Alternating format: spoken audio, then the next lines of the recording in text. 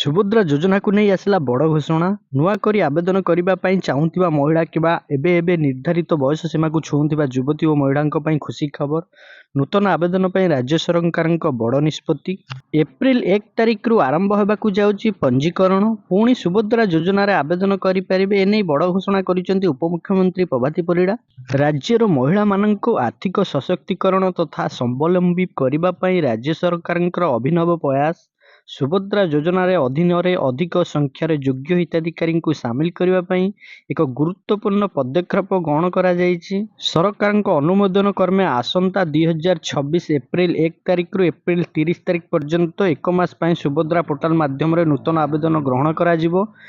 ଯୋଗ୍ୟ ବିବେଚିତ ହିତାଧିକାରୀମାନେ 2026-27 ଆର୍ଥିକ ବର୍ଷରୁ ଯୋଜନାର ଅବଧି ପର୍ଯ୍ୟନ୍ତ ବାର୍ଷିକ 2ଟି କିସ୍ତିରେ ମୋଟ 10,000 ଟଙ୍କାର ସହାୟତା ରାଶି ପାଇବେ। କେଉଁମାନେ ଆବେଦନ କରିପାରିବେ? ଯେଉଁ ମହିଳାମାନେ ପୂର୍ବରୁ ସୁଭଦ୍ରା ଯୋଜନା ପାଇଁ ଆବେଦନ କରିନାହାନ୍ତି, କେବଳ ସେହିମାନେ ହିଁ ଏହି ସମୟସୀମା ମଧ୍ୟରେ ନୂତନ ଭାବେ ଆବେଦନ କରିପାରିବେ।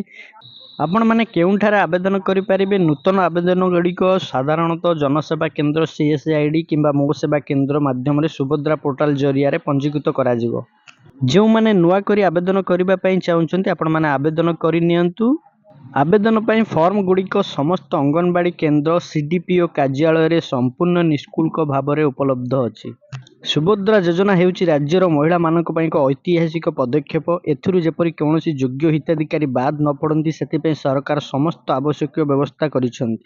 ଯେଉଁ ମହିଳାମାନେ ଏପର୍ଯ୍ୟନ୍ତ ଆବେଦନ କରିନାହାନ୍ତି, ଏପ୍ରିଲ 1ରୁ ଏପ୍ରିଲ 30 ତାରିଖ ମଧ୍ୟରେ ଆପଣମାନେ ଆବେଦନ କରିପାରିବେ। ଆପଣଙ୍କର ନିକଟସ୍ଥ ଜନସେବା କେନ୍ଦ୍ରକୁ ଯାଇ ଆପଣମାନେ ଆପ୍ଲାଏ କରିପାରିବେ।